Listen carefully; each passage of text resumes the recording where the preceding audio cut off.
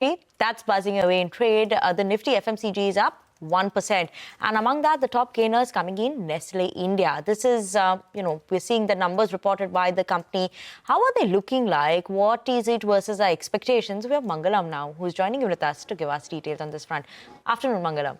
Well, the first FMCG company major to report their second quarter numbers on the street is not going on with a lot of expectations, but more importantly, it's also the first quarterly performance under the new leader for Nestle India, Manish Tiwari, and what a performance it has been. The company has reported strong double-digit revenue growth. In fact, the street was working with a number of just 5285 crores, which would imply a 3.5% sort of growth. The company has gone ahead and reported a 10% plus revenue growth at 5600 crores. In fact, the EBITDA as well has been a beat against expectations. The margins, a slight miss, but nothing really to complain, because on an absolute basis, the EBITDA and the revenue have been strong beats, and the net profit as well, 753 crores versus street expectations of 710 crores. What is it that led the growth? Domestic business grew about 10.8% versus expectations of 3 to 4% growth. Exports grew 14.5% versus again expectations of 8 to 10%. So both on domestic and exports, the company has done a lot better and led by strong double-digit volume growth in a lot of their categories. In fact, the company says 3 out of their 4 product groups delivered strong volume-led double-digit growth.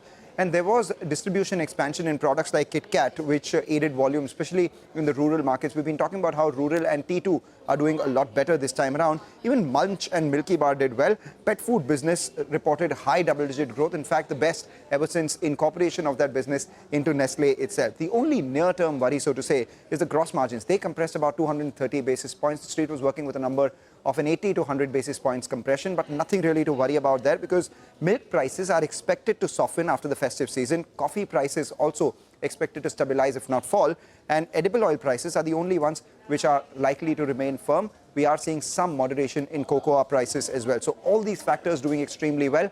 Apart from all of this, what the street was eyeing is the leadership strategy under Manish Tiwari, and that has been outlined as well. They've said they're focused on penetration-led volume growth.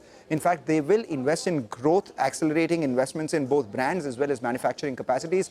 This after they've, increased their capacity in the Sanand facility. And finally, the endeavor for the company remains fast, focused, and flexible. All these factors working well for Nestle. The stock is about 10% away from record high.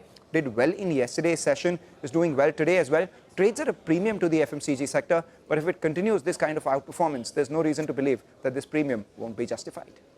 Okay, all right, Mangalam, thanks very much for that. So Nestle says that domestic sales did grow at double-digit rates and led by volume growth. The stock, as you can see, is outperforming. It's up around 3% at this point in time. But we do have a lot of other stocks which are buzzing in trade today, and